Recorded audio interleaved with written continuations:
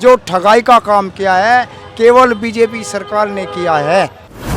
Bharatiya Janata party खुद मोदी जी ने इस बात को कहा था कि अगर हम सत्ता में आएंगे तो सबसे पहले पिछड़ी जाति के लोगों को आरक्षण देंगे। कि यहाँ जादुई आंकड़ा 2072 का जो पूरा करता है वही देश का प्रधानमंत्री बनता है। अरे रोजगार तो ऐसे मिल रहा है जो लिखे पढ़े बच्चे हैं ना। आज मेरा बेटा भी था, मेरी छाती पड़ जाती है, मैंने उसे एमए कराई, एमए करा के मैंने डिग्री हासिल कराई उसके, और उसको जब 7 साल घूमते घूमते हो गए उसने आत्महत्या कर ली अपनी। मेरे आत्मा उसे पूछ कैसा हो रहा है। नमस्कार, मैं मलिक इमरान, आप देख रहे हैं लाइव यूपी न्यूज़ 24। इस समय हम समाजवादी पार्टी कार्यालय के बाहर खड़े हैं। समाजवादी पार्टी के कुछ नेता हमारे साथ मौजूद हैं। आइए हम उनसे बात करते हैं। अखिलेश यादव जी ने जिस तरह गेट फांद कर जीआईसी बिल्डिंग के अंदर घुसे थे, उनसे कुछ बातों के लिए। अखिलेश यादव जी जिस तरह गेट फांद कर जीआईसी बिल्डिंग के अंदर घुसे थे, तो उस पर उप मुख्यमंत्री ब्रजेश पाठक जी ने कहा है कि समाजवादी पार्टी का नीति अराजकता और गुंडाई है। तो इस पर आप मैं लक्ष्मीनाथ कश्यप ये कहना चाहता हूँ, जब देश के अंदर आपातकालीन जैसी स्थिति थी, महंगाई बढ़ी हुई थी, तब जेपी जी ने आंदोलन करके लोगों को जगाने का काम किया था। आज देश के अंदर में एक बार फिर से तानाशाही ताकतें सर उठाने लगी हैं। जब अपने महापुरुषों की जयंती पर हम नहीं जा सकते हैं, हम किसी नेता से नहीं मिल सकते हैं, तो निश्चित रूप से यह प्रतीत होने लगता है कि देश के अंदर में आपातकाल आ गई है। हम ये कहना चाहते हैं, जब महापुरुषों के जयंती के दिन हमारे नेताजी ने पहले से ही परमिशन मांगा हुआ था कि हम जेपी जी के जेपी जी को जो है माल्यार्पण करने जाएंगे, समाजवादी पार्टी वहां जाएगी, तो ऐसा क्या हुआ जो उन परमिशन नहीं दिए। अगर परमिशन नहीं दिए तो ठीक है, कम से कम वो आराम से, जब वहां पे तमाम दर्शक हमारे समाजवादी साथी पहुंच चुके थे, राष्ट्रीय अध्यक्ष जी पहुंच चुके थे, तो कम से कम उनको जाने देते। जाने नहीं दिया गया क्योंकि महापुरुष थे जिन्होंने समाज को एक तस्वीर दिखाया था कि जब जब सरकारें तानाशाही हो जाएं तो उनके खिलाफ आंदोलन के सिवाय कोई दूसरा रास्ता नहीं होता है। इसलिए हमारे नेताजी ने वो रास्ता अख्तियार कर लिया है कि अगर भाजपा तानाशाही रास्ता दिखाएगी उसके खिलाफ हम लोग जो है। ब्रजेश पाठक जी ने एक शब्द और कहे, उन्होंने कहा है कि अखिलेश यादव जी के एशियन गेम में जाना चाहिए और देश के लिए कुछ मेडल लेके आना चाहिए। अब चूंकि ब्रजेश पाठक जी हैं, उनकी राजनीति ही जो है कुछ दलदलीय तरीके की है। वो कभी बसपा में रहे, कभी भाजपा में आ जाते हैं, किसी और दल में चले जाते हैं। चाटुकारिता की राजनीति करने वाले कभी अपने समाज की भलाई नहीं कर सकते हैं। इनके बारे में हमें कुछ कहना नहीं है। देखिए, आज समाजवादी पार्टी में कस्सम निशान मल्लाह की बैठक भी है, तो उससे लेकर भी पूछते हैं क्या बैठक में क्या निर्णय लिया गया। तत्कालीन हमारे नेता आदरणीय राष्ट्रीय अध्यक्ष जी ने कुछ नेताओं को यह संदेश दिया कि समय और वक्त आ गया है कि पिछड़ी समाज को अपना हक और अधिकार की लड़ाई लड़ना पड़ेगा। क्योंकि भारतीय जनता पार्टी खुद मोदी जी ने इस बात को कहा था कि अगर हम सत्ता में आएंगे तो सबसे पहले पिछड़ी जाति के लोगों को आरक्षण देंगे। लेकिन सत्ता के आने के बाद आज लगभग 9 साल से ज़्यादा का समय हो गया है, पिछड़ी जाति के लोगों को आरक्षण नहीं मिला। तब पिछड़े समाज माननीय राष्ट्रीय अध्यक्ष समाजवादी पार्टी के नेतृत्व में आज समाजवादी पार्टी कार्यालय में एक बैठक आयोजित की गई थी, जिसमें समाज को जोड़ने का काम किया जाएगा। आज हमारा समाज पूरे प्रदेश और देश में एक टाइटल से हम लोग जानेंगे और रोटी और बेटी का संबंध एक दूसरे में फिर से जो है उसी तरीके से चलाने का काम करेंगे।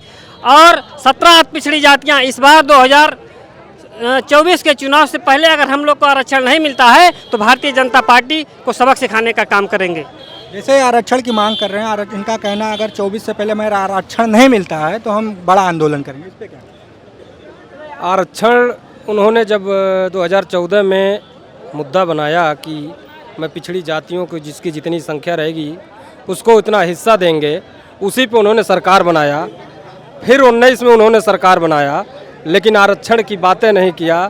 चंद परसेंट के लोग, जो चंद परसेंट के लोग हैं, उनको बड़ी बड़ी कुर्सी और बड़े बड़े परसेंट में कौन, जैसे कुछ 15% के लोग हैं, 85% घूम रहा है, 15% लोग मलाई काट रहे हैं। वोट हमारा, राज तुम्हारा नहीं चलेगा। 15% में कौन? 15% में आप देख लीजिए, बहुत से जातियाँ हैं 15% में, कोई 1.5% है, कोई 2%, लेकिन नौकरी में उनके 88%, 89%, 85%, 80% लोग हैं।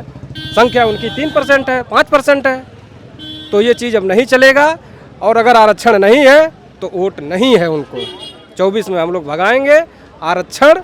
जब माननीय पीडीए और इंडिया का सरकार बनेगा और जाति जनगणना होगा, जिसकी जितनी संख्या होगी उतनी उसको हिस्सेदारी आप दी लोग भी यहाँ जाति जनगणना की मांग कर रहे हैं जैसे बिहार में हुआ उसी तरह। जाएगी। जी, बिहार में एक पीडीए की सरकार बनी, उन्होंने 4-5 महीने में जाति जनगणना करा के सारा रिकॉर्ड बाहर कर दिया, सारी सच्चाई सामने आ गई, किसकी कितनी संख्या है, उनका नौकरी में कितनी संख्या है। प्रधानमंत्री के रूप में आप किसको देखना चाहते हैं? प्रधानमंत्री माननीय राष्ट्रीय अध्यक्ष जी, इन्हीं के नेतृत्व में भारत सरकार की प्रधानमंत्री के बने। नेतृत्व में बनेंगे, मतलब ये प्रधानमंत्री नहीं बने।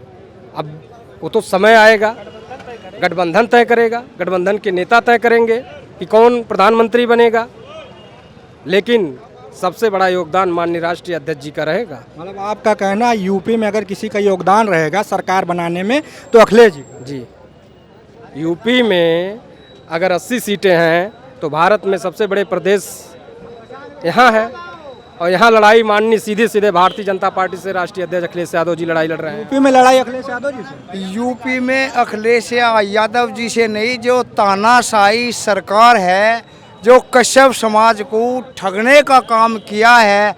जब इनने अपनी सरकार बनाई, ये कहते थे अगर हमारी सरकार बनी तो कश्यप समाज को पूर्ण पश्चिमी यूपी के उत्तर प्रदेश पूरे कश्यप समाज को आरक्षण देंगे।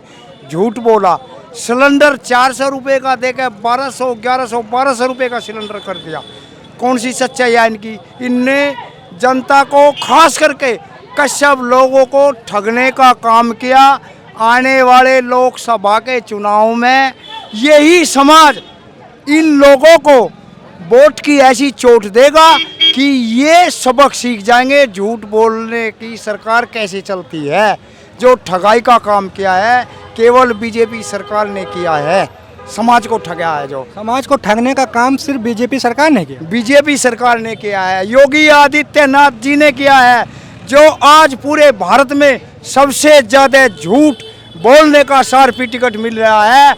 योगी और प्रधानमंत्री नरेंद्र मोदी जी को मिल रहा है। सबसे ज़्यादा झूठ इन लोगों ने बोला है। क्या झूठ बोला? कोई एक झूठ बताइए। इनके झूठ कितने गिनो? इनने कहा था, आप हमको 2 या 3 गिना दीजिए, ज़्यादा नहीं। एक साल में इनने कहा था 2 करोड़ नौकरी रोजगार देंगे 1 साल के अंदर। कितने लोगों को रोजगार मिला? बताइए मुझे प्रधानमंत्री जी, कितने लोगों को रोजगार मिला? रोजगार तो मिल रहा है। अरे रोजगार तो ऐसे मिल रहा है जो लिखे पढ़े बच्चे हैं ना। आज मेरा बेटा भी था, मेरी छाती पड़ जाती है, मैंने उसे एमए कराई, एमए करा के मैंने डिग्री हासिल कराई उसके, और उसको जब 7 साल घूमते घूमते हो गए उसने आत्महत्या कर ली अपनी। मेरे आत्मा उसे पूछ कैसा हो रहा है, क्यों आत्महत्या करी? उसने अपनी पढ़ाई के कारण आत्महत्या करी। उसने, सरकार ने नौकरी नहीं निकाली, बेरोजगार है, सड़क पे आ रहे हैं। जो आदमी आज मजदूरी करके अपने बच्चों का पालन पोषण कर रहा है, उसके घर में तो आज नमक की रोटी भी नहीं बन रही है। जो मेहनत मजदूरी कर रहा है उसके घर में नमक रोटी भी नहीं बन रही है। केवल इन लोगों ने क्या करा, 5 किलो अनाज में क्या सारा समाज खरीद लिया इनने? सब जनता खरीद ली। 5 किलो अनाज देने में झूठ बोले कि यहाँ जादुई आंकड़ा 2072 का जो पूरा करता है वही देश का प्रधानमंत्री बनता है। और जैसा मैंने बताया कि अगर चंद्रशेखर जी, हरदनहल्ली, डोडा गौड़ा, एच.डी. देवगौड़ा और इंद्र कुमार गुजराल जो है 6 सांसदों 46 सांसदों की बदौलत अगर प्रधानमंत्री बन सकते हैं तो 50-60 सांसद जीत करके अखिलेश यादव देश के प्रधानमंत्री क्यों नहीं बन सके? ये जादुई आंकड़ा पूरा करने के लिए जो है कांग्रेस पार्टी जो है समाजवादी पार्टी को अवसर दे करके अखिलेश यादव को देश का प्रधानमंत्री बना सकती है। जैसा कि सुना आपने, इनका साफ कहना है कांग्रेस को अखिलेश यादव जी को प्रधानमंत्री का चेहरा बना के अखिलेश यादव को प्रधानमंत्री बनाना चाहिए, और सभी पार्टियों को जोड़ने के लिए ये एक अभियान चलाएंगे और हर कार्यकर्ता को जोड़ के समाजवादी की तरफ वोट कराने की पूरी कोशिश करेंगे। वीडियो जर्नलिस्ट अंकित यादव के साथ में मलिक इमरान।